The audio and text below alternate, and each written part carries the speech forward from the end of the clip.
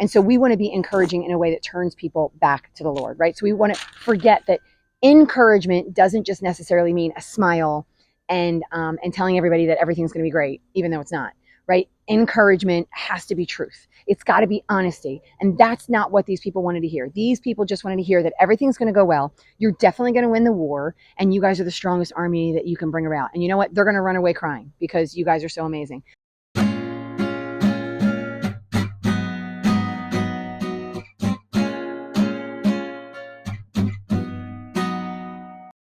Okay, here we are. We're back. Today is, this is Bible 365.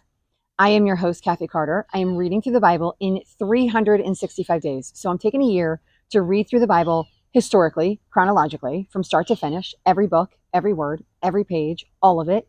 I want to reiterate that because I think it's really important. And I think while we're as far along as we are now, some people are just joining for the first time, right? Which is so exciting. I'm so amazed by it.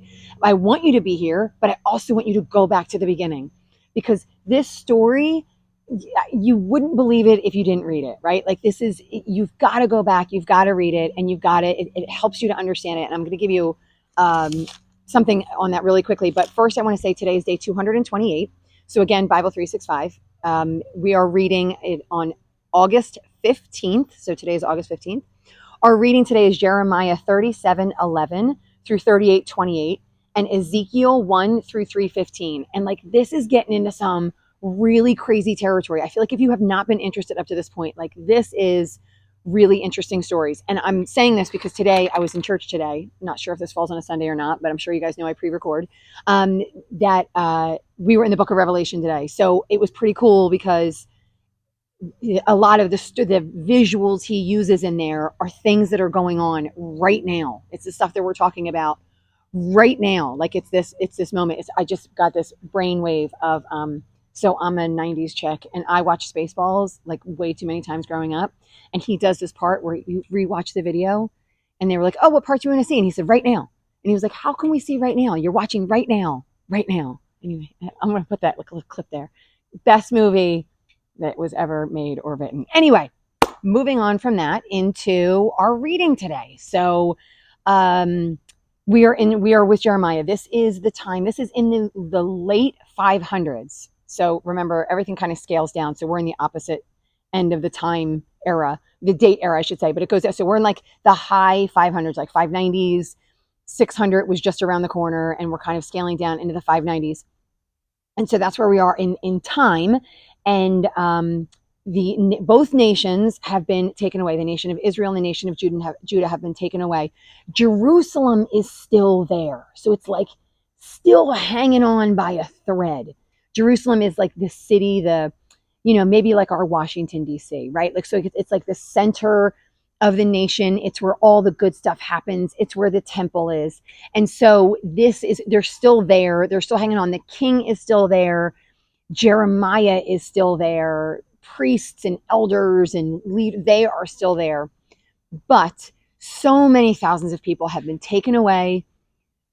So much of the land has been destroyed at this point, and there's just sort of like this little remaining area. Like imagine, slowly but surely, like they're dwindling this down to this tiny, tiny little area. And these are the people that are left. They have been warned over and over and over and over and over again. Babylonians are coming. Like, I know that Egypt is going to push them away for a little bit of time. That's where we were yesterday, right? Egypt's going to push them away, but they're going to come back, right? So like, they might be a little bit scared of Egypt, but it's not going to keep them away for very long. And God keeps prophesying, like, they're going to take over every nation. Like, I am lifting them up to take over everyone. So that's where we find ourselves today. And I think there are some wild stories in here that I just find really interesting. And I love the way God works because I always feel like he loves to show us these pictures because it helps with our belief, right? Our belief doesn't need to be that we are loved by God. I don't think, right? I'm probably going to say that, and I'm sure people are going to shoot me down.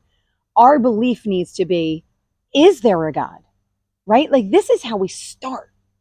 Is there a God? And if there is, how do we know?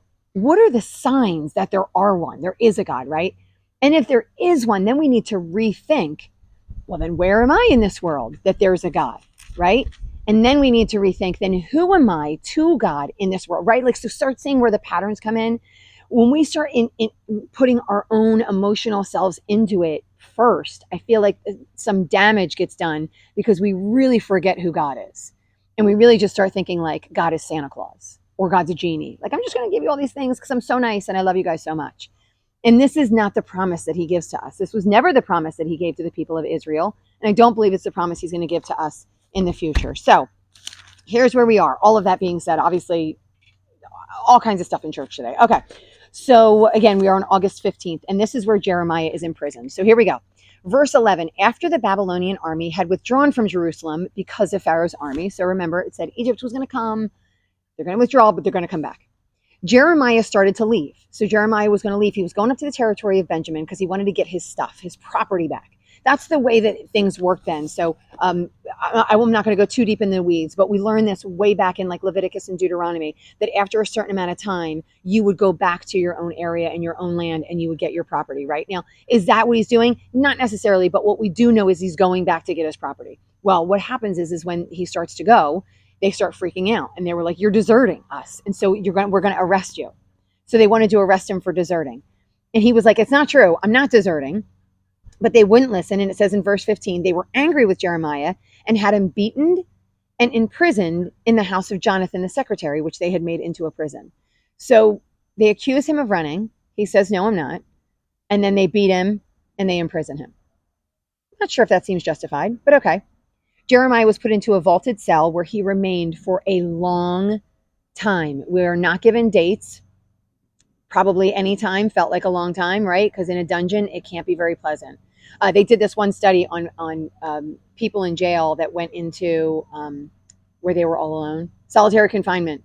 And they say they start losing track of time within like 24 hours, right? And they start going crazy within a few days. So it's a really, really bad punishment for people to be alone. Not to mention probably with very little or no food and water, right? So it said he was in there for a long time. Then King Zedekiah sent for him and had him brought to the palace. And then he asked him privately. So King Zedekiah has time and time and time again not listened to Jeremiah. It says earlier in some of the things that we read, like he doesn't follow Jeremiah. He doesn't listen to the prophet Jeremiah. And we also know that they're related, right? Like, so he's not listening to him. He's like his great uncle or something. And like, he's not even listening to him. And so we know that. And now all of a sudden he's like, hey, what's the word? So there's somewhere in there where he knows that Jeremiah is a prophet, right? Like he knows he is. He just doesn't like what he has to say. So it butts up against everything that he probably wants to have comfort. He wants to have peace. He wants to be considered a good king, right? Like who doesn't want to be considered the best at their job, at what they do, right? And somebody saying, you're all going to be taken away would not be very good for re-election season, right? Like it's not what we're looking for. We want peace, prosperity, right? Like all these gains, jobs for everyone, right? Lots of things. And so anyway, but he knows because he comes to him, he says, what's the word? And he says, you're going to be delivered into the hands of the king of Babylon. So that's the word he gives. Then Jeremiah says, what crime have I committed? So why am I being held in this dungeon? I'm not going to live there anymore. Like if I go back, I'm going to die. And so I can't go back there anymore. So then the king Zedekiah is like, okay, I'm going to bring you into the courtyard, which I assume is I didn't actually look this up, what it would have looked like, but I assume it's a much more livable area. And he's also given food and water, right? So still imprisoned, still not perfect, still not necessarily amongst his people, right? Like he's not living joyfully in his home or anything. But he is no longer really life-threatened. Then these guys come up. There are, I think, 6 of them I wrote down. These guys come up and they remember what Jeremiah was preaching. And they're like, we got to get rid of this guy. So the officials say to the king, this man should be put to death. He's discouraging the soldiers. So again, here I go with the same thing I said before. Like his message isn't positive. And we're so full of where we just want to hear positive, encouraging. Listen, that's not a bad thing, by the way. I'm not necessarily saying like, oh, we should be negative all the time. Like that would be ridiculous. But when truth is truth, like it has to be said. And the truth that he wants to speak would actually be an encouragement because it would encourage them to turn from their wicked ways and to turn back to God. And if they turn from their wicked ways and turn back to God, God is not going to punish them. He's going to offer them blessings because that is what he promises, right? So we're too busy trying to keep that moment, right? Like, I just want this moment. I want this moment to be the best moment. And I want to do what I want to do, when I want to do it, how I want to do it. And we're forgetting that there's a bigger picture. There's always a bigger picture. This is how we teach our kids, right? We don't teach our kids like, oh, you just made $5. You should definitely spend that right now on bubblegum, right? Like, no, we say, take $4.50 and put that in the bank. And then you can take this 50 cents and then you can do with it what you want, right? Like, we want them to plan for the future.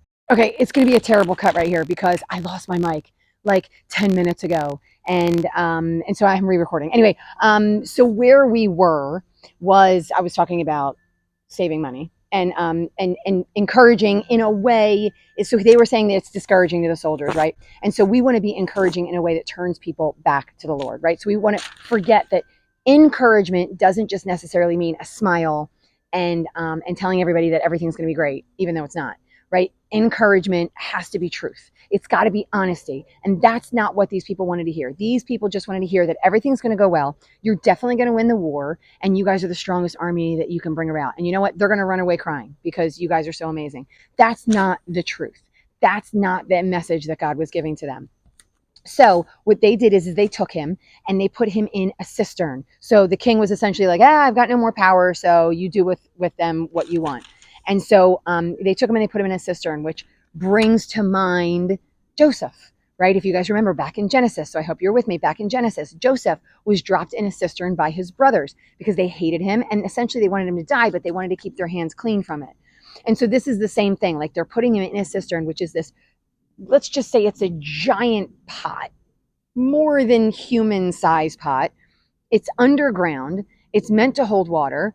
It's not holding water at this time. And so they throw him in it. He's got no way to climb up out of it. It's not like there's rungs where you can climb a ladder or whatever.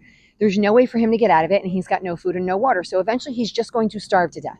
So it's torture, essentially. Like, they're torturing him because they didn't like the message that he was providing them. He was being discouraging.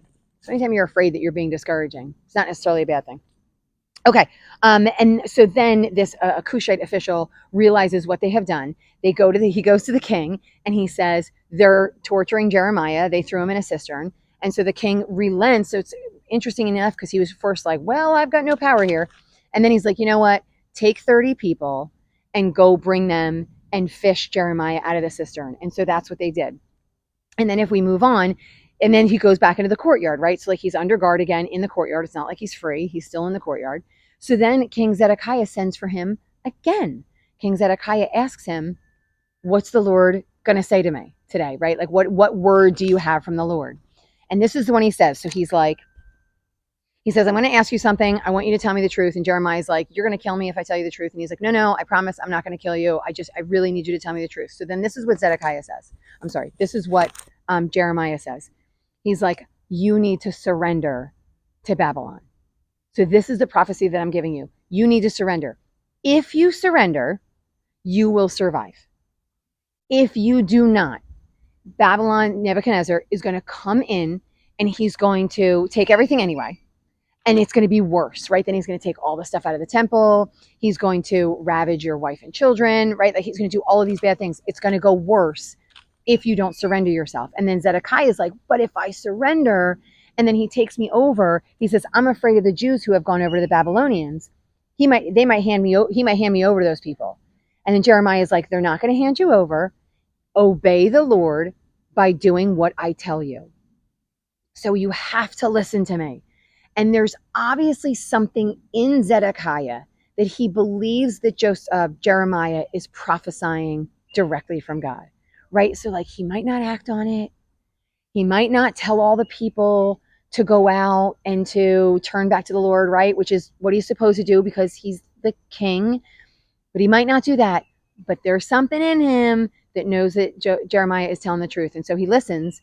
And so he says he's going to eventually surrender them. So it says, Zedekiah says to Jeremiah, don't let anyone know about this conversation. Don't tell anybody. If somebody comes and asks you, tell them this, like, lie to them. And so that's what Jeremiah does. And then Jeremiah then continues to spend the rest of the time in the courtyard until the day Jerusalem is captured. That's how we're ending Jeremiah, but we're moving on, that not fully completely, but we're moving on to Ezekiel. And I want to take some time with this, but not too much time, because I'm not going into a ton of the details of what I think everything means. This is a vision that Ezekiel sees. I think this vision, the point of this vision is we're supposed to understand that it's the glory of the Lord, and we're supposed to understand that the Lord has given Ezekiel this information. Sorry, I just coughing. I feel like I say it every day. Okay, so this is what Ezekiel sees. Ezekiel sees, he's in his 30th year, so he's over in Babylon, right? Like, so he's one of the exiles, he's over and he's living in Babylon. And then it says he's at around 30, he sees a vision by the water, right? So this vision reminds me so much of Isaiah's vision, right? Like, it's a picture story that he's trying to, like, he sees it, right? And he's trying to explain it to us. So I feel like no matter what way it comes out, we are not going to fully understand it. And I'm going to, here, if possible, I'm going to add an image. So many people have made images of this. I think it still makes it extremely challenging to understand genuinely what it is, because it doesn't make sense. Okay, so he sees these humanoid kind of figures. Well, first he sees wind is blowing, clouds are coming, somehow there's fire in there, right? All of these kinds of things. And then he sees in all of that, around in all of that, he sees these humanoid figures. There's 4 different faces on them. They never turn side to side, right? They just keep facing forward. And they have human, they have lion, they have ox, and they have eagle. So each one has a different face. I'm sure there's something representative to that. I'm not going into any of that. They also have wings, some on the top, some are covering their bodies. All of their wings are touching each other. So they're sort of like surrounded, right? Like they're like this circle that's surrounded. I think in some ways very similar to some of the ways we saw Solomon's temple was being built. Not completely, but similar. Along with these things, and then they kind of like a humanoid kind of body, but they have like cloven feet or whatever. Or not cloven, but they have like animal legs. Also in that vision are these 2 circles, these 2 wheels. Circles is probably the wrong word. One wheel kind of going this way, one wheel kind of going that way, and these wheels have eyes all over them. And with the wheels and these wing things, they move, and they all move together, and they move this way, and then they move that way, and then they move this way, but they don't seem to turn. Like, so these are the beings that he's seeing in this, right? And in that, he sees the glory of the Lord. So it's not just that, right? Like, again, that's just like part of the vision. And in that, he also sees the glory of the Lord, right? So it says, when the living creatures moved, the wheel beside them moved, right? The spirit of the living creatures was in the wheel. And then it says in verse 22, spread out above the heads of the living creatures was what looked like something like a vault, something like crystal. And it was awesome. And it says under the vault, there were wings stretched out. When they moved, I heard the sound of their wings. When they stood still, and it was like rushing waters, like the voice of the Almighty. So he even hears all of these things going on. So he has this picture, he sees, he hears, right? Like all these things. He says, then there came a voice from above the vault over their heads, right? And it was what looked like a throne of lapis lazuli. So this big giant throne. Again, these are all what it looked like, right? It means you can't necessarily pin it down. And I saw from that what appeared to be his waist. It looked like glowing metal, as if by fire, which we kind of know in some ways. Fire signifies the Lord. Cloud and fire, like cloud and smoke, or cloud and fire in the temple when they were moving. Ready? Remember that God moved with him. There was fire every time Moses was on the mountain. They could see fire when they thought he was talking. They could hear thunder. So he represents all of these things. It said, this was the appearance of the likeness of the glory of the Lord. When I saw it, I fell face down, and I heard the voice of one speaking. So that whole visual is meant to represent some kind of glory of the Lord, enough so that when Ezekiel saw it, he fell face down. Like, there was no question that it was what it was. Why does he fall face down, right? Why doesn't he go, wow, that's so beautiful? When I go out and I look at a rainbow, there's a rainbow in here. When I go out and I look at a rainbow, I'm standing, I'm taking pictures, I'm glorifying in it. It's so pretty. There's something about this visual that he knows that it is the glory of the Lord, right? And it is so majestic and so big and so extraordinary that he can't even stand up anymore. He falls face down, right? Like, he honors it. He falls face down. He submits himself to it.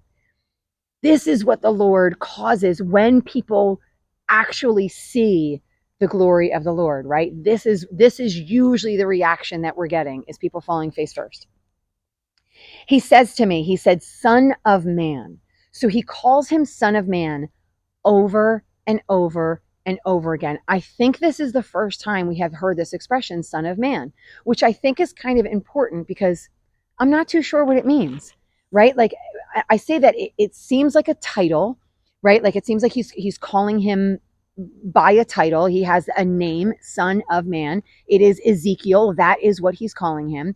Does he have a particular position that goes with this name? Like, you're the son of man in general. Is he a special son in this area, right? Like, I think there's some importance to being the Son of Man. He says, Son of Man, stand up on your feet, and I'm speaking to you. He says, as he spoke, the Spirit came into me and raised me to my feet, and I heard him speaking to me. So now here we go. The Spirit comes into him, which we have seen a few different times.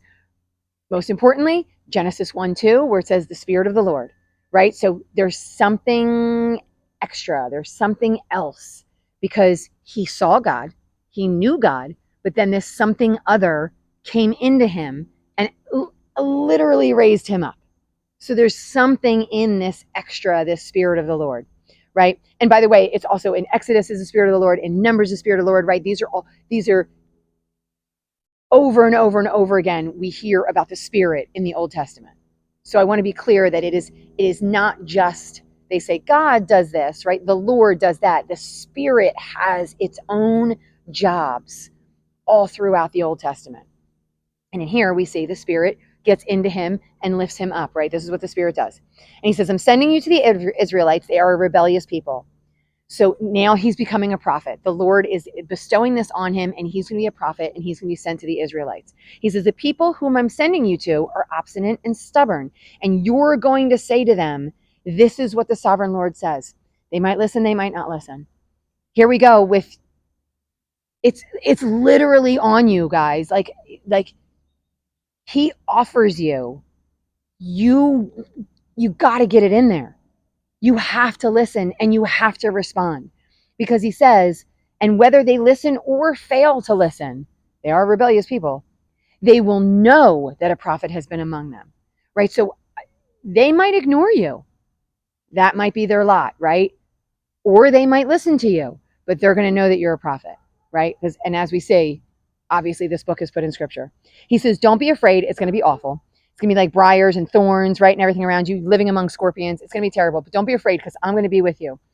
Do not rebel like this rebellious people. The Lord is with him. The Lord has shown him an image.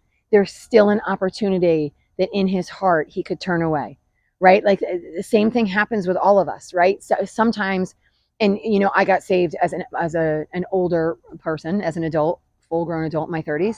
And in those moments, right, it was like, oh my gosh, the whole world opens up, right? Your eyes open, your ears open. Oh, everything's amazing. Why didn't I know this before? I wish, blah, blah, blah, right? But then life happens.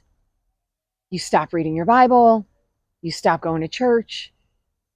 Right? Like things happen, maybe struggles, turmoil, or maybe really, really good happens in your life, right? You kind of get everything you want. And then there's this opportunity where you just go, I don't need you so much anymore, right? He's like, do not rebel against me. Do not turn away from me. He says, don't be like those rebellious people. So he's encouraging him to stay close, even though, and because he's also letting him know it's going to be really hard. And I'm sure the urge is going to be like, I keep talking to these people, banging my head, and they keep ignoring, right? That's really difficult. And then he says, I'm going to give you a scroll, and on both sides of it were written the words of lament, mourning, and woe. So this is very, very sad. And then he's having him eat it. And so he's bringing all this lament, mourning, and woe into his body. So he says, Son of man, what is before you? Eat this scroll, and then go and speak to the people of Israel. So he eats it, and I believe he eats it we're not being literal. He's in a vision. So he's not taking paper and eating it, right? Like, so the Lord is feeding him this, and he's eating the word and bringing it inside of him, right? Like, I think that's the visual that we're looking for. I don't think this is literal. And it reminds me also, Jeremiah actually did the same thing. So Jeremiah has the same thing where he ate the words of the Lord, right? I ate them, you gave them to me, and I ate the words. And so this, I think, helps them to better deliver it because it's coming now. He ate those words and now it's coming from inside. I think that's sort of the purpose. It gives him a little bit more strength than us reading it from the outside, right? Him on the inside. He says, so I ate it and it tasted sweet as honey in my mouth because it's the word of the Lord. And he says, Son of man, now go to the people of Israel and speak my words to them. You're not being sent to strange people, like you're not being sent to people that you don't know. You're not being sent to strangers or foreigners or anyone that doesn't know your language, right? But they are rebellious people. They do not listen, right? He says, surely if I had sent you to them, they would have listened. So if I sent you to foreigners, they're going to listen to you. But these people, because like, it's like when you talk to somebody who just is searching desperately for something, right? And then you speak the word to them and they're like, I never knew that, right? Like oh my gosh, I had no peace. I had turmoil. That's when I came to the Lord, it was because I had turmoil in my marriage. Like, and to hear these words of peace and love and acceptance and all this kind of stuff, like it was like honey to me. It was, I needed it. And then once I understood the picture of the truth of it, I was like, oh my gosh, now it's not just emotional. Like it connects intellectually. It makes sense historically, all of these things that happen, that it can only be from a God, right? So to a new person, it's like they would believe you. But these people think that they know everything. These people are the chosen people. By the way, and I know I do this, and I know this is challenging, we are the people who think that we know everything. Once you've been a Christian for probably, I'm going to say 5 to 10 years, maybe more, 10 to 20, sometimes lifelong, right? Like we start to think we're the ones that know everything. We do not keep our hands open. We no longer listen, right? We shut things out. If somebody comes to us and says, maybe it says this, we're like, no, you don't understand right? And so we have to be really careful of those things because that is, these obstinate, rebellious people thought that they were people that were the chosen of the Lord, right? And that the Lord was always with them and that the Lord was never going to leave them, that the Lord knows he had plans for them, right? And he did, but not every single one of them. The ones that followed him, not the ones that thought that they were good, right? Okay, so going off on that tangent. He said they would have listened to you. He says, but I'm going to make you as unyielding, as hardened as they are. I'm going to make your forehead like the heart of stone, harder than flint. Don't be afraid or terrified by them because I'm going to strengthen you, right? Like I'm going to make you really strong. He says, then the Spirit lifted me up. I heard behind me a loud rumbling sound. And then it says, and the glory of the Lord rose from where it was standing. So this visual now, it's like coming to an end, right? And then he says, and then he was taken out. The Spirit took him out. And he says, I came to the exiles who lived at Tel Aviv near the Kebar River. And there, where they were living, I sat among them for 7 days, deeply distressed. We don't know why he was deeply distressed. We may find out tomorrow why he was deeply distressed. But we don't know why he was deeply distressed. I want to venture a guess and say it's because he was taken away from the Lord. I feel like once you are in his presence, even as scary as it would be, knowing you are in the presence of the Lord, I feel like would be better than anything. So I feel like maybe that distress is coming from that. But we don't necessarily know that, and we might find out tomorrow. So I just want to thank you for sharing your time with me, guys. I hope this has been a blessing to you. If you like it, I want you to like, share, subscribe, right, to the channel so it comes every day. Otherwise, you will probably never find me again. And I want you mostly and most importantly to keep reading. We're going into Ezekiel tomorrow, so keep reading, and I will see you guys next time.